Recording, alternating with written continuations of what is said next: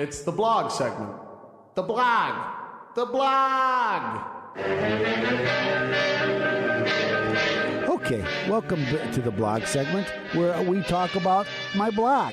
Okay, this week yesterday I was on Facebook. I don't know, maybe you go on Facebook sometime too. Some people do. And I was on a Facebook group from ClickFunnels, which is a marketing company, a lot of digital marketers. I do a little digital marketing. And there was a question. So I'm setting up an online course. Should I set up my business as an LLC or some sort of corporation? And I thought it's not an unusual question that makes sense that you should ask that question. I don't know about online if you should post it on a Facebook page. And that's what a lot of people are saying. But there was a lot of bad advice out there. LLC never. Oh, never. You don't need to do this until you make a lot of money. Unless you're selling $1 million worth, you don't have to do any of that. And I had to stop and think, this is all terrible advice for people.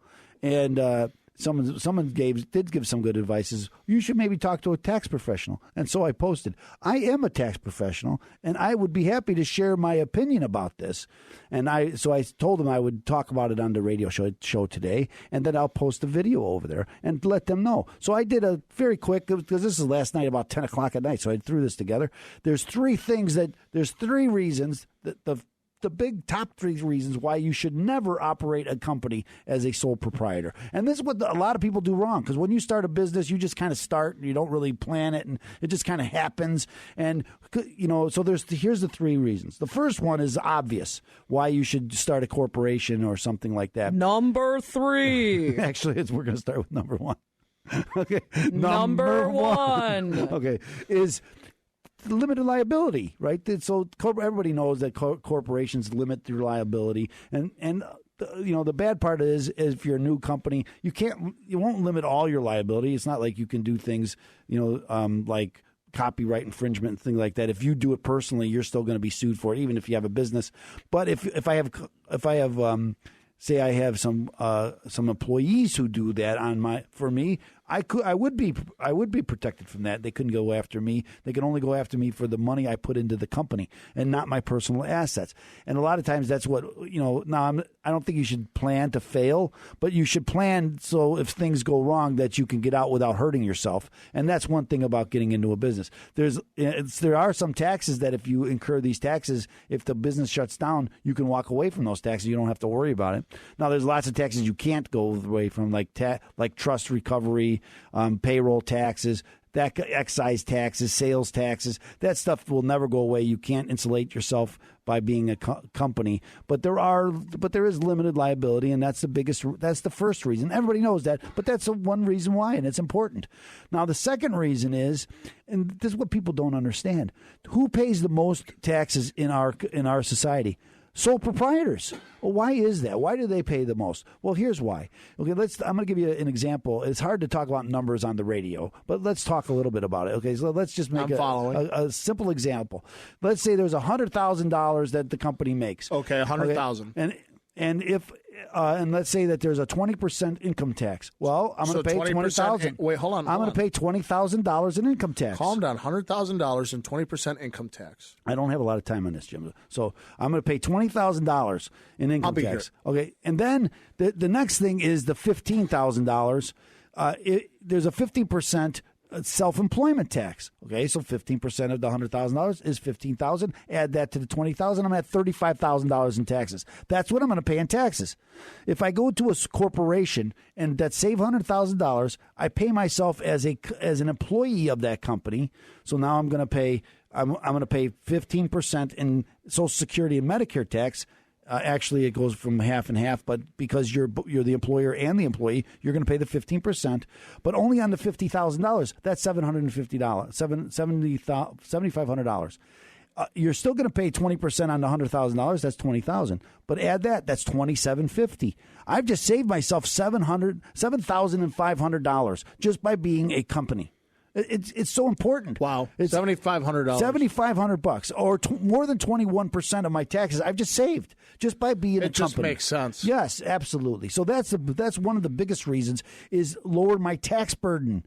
And people don't understand that. Well, you have to make money in order to be a company. No, you don't, because that's why sole proprietors pay too much, and then that's what gets them in trouble with the IRS because they owe so much right? Because so the key is try to limit your taxes. So that's a big one. But the biggest reason why, as I think, is from my perspective, I've helped a lot of people in audits. Okay, so and when you go to an audit.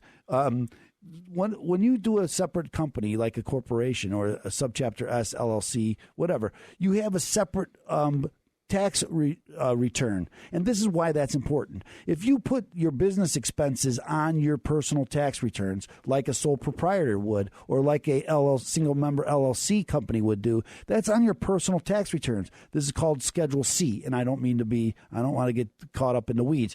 But in Schedule C, you list all of these expenses. That's a huge red flag to the IRS. This is where most people who are cheating, this is what they cheat with. They make up expenses on their Schedule C. And so they're highly scrutinized. So if I have a whole list of expenses on my personal income tax return, I'm going to get audited. And when I get audited, the IRS is not going to allow, they're going to disallow all of these expenses, or many of them, that I think are legitimate expenses.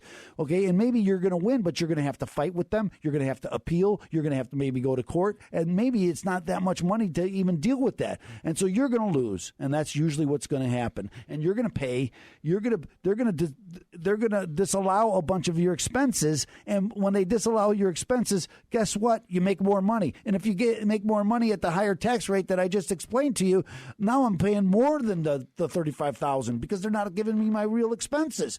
And this is really the reason why. Those, again, lowering my tax burden is huge. Limiting my liability is huge. But having a separate tax return is really the most important thing to get it away from you. And also, I think treating your business as a business is also important, right? You know, don't treat it as you. Treat it as something different. It's a separate entity than you. You are not your business. Now, you run the business, but you need to separate yourself from the business in order, again, to protect yourself from liability, separate your deductions so you can get them, and also lower your tax burden. So important.